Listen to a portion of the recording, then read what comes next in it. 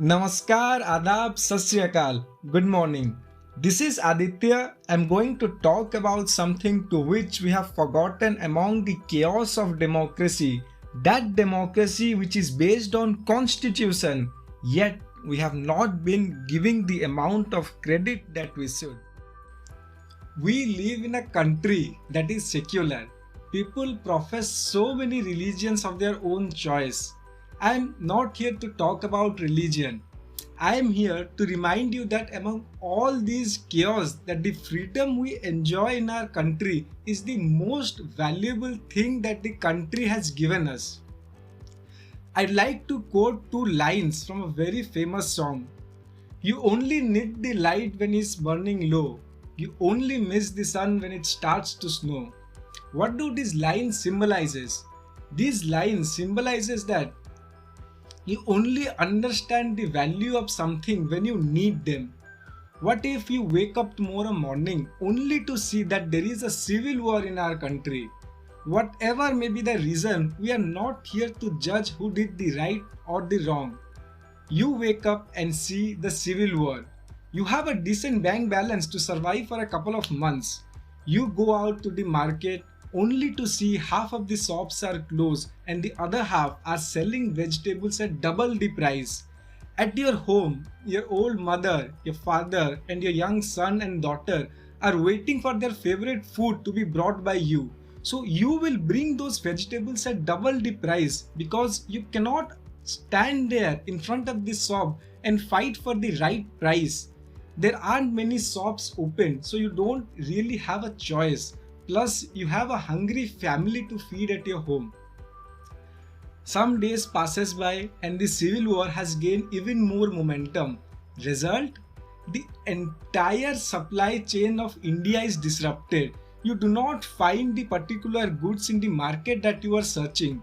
So you are forced to buy whatever is available in the market. Theft, dacoity, gundagardi has increased many-fold.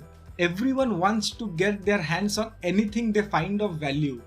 Army, paramilitary and police forces are failing.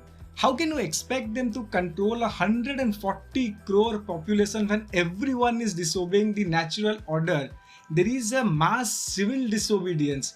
If we add up all the police, military and paramilitary forces, that will add up to what? 3 crores? 4 crores at max? I do not know the exact numbers, but I would choose that much as a rough estimate. Now, you will fear your loved ones to go out alone because you no longer trust the police or other forces to protect them. They will be forced to live indoors for their own safety. Do you know by the time the situation reaches to this scenario, how many of your rights will be violated? And this will not be because the government has some ill intention.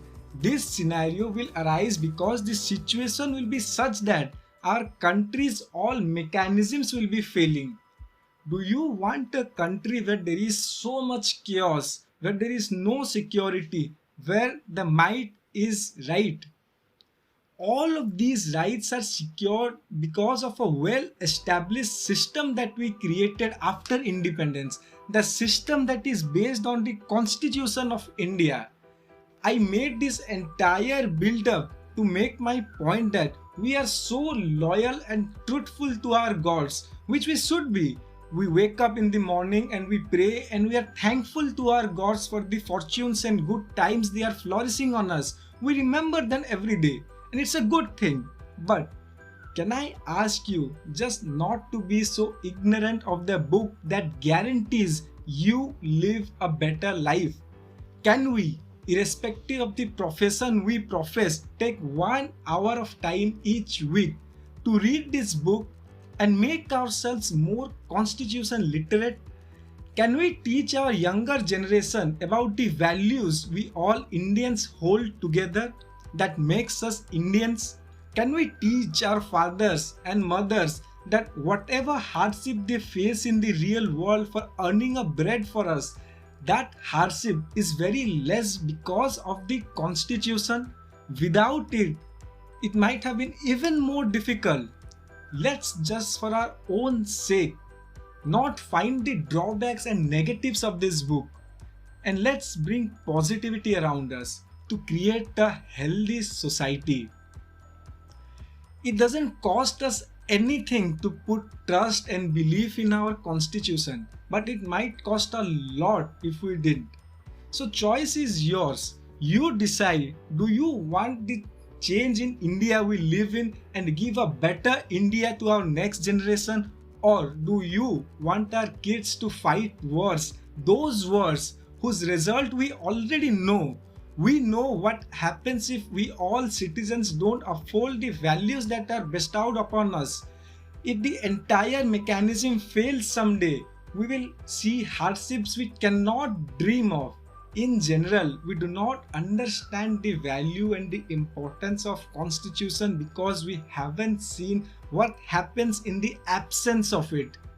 Do you really need a proof to believe that it's important? A proof like it says in this song that I mentioned? Or the history books are enough to give you the idea? Thank you for listening.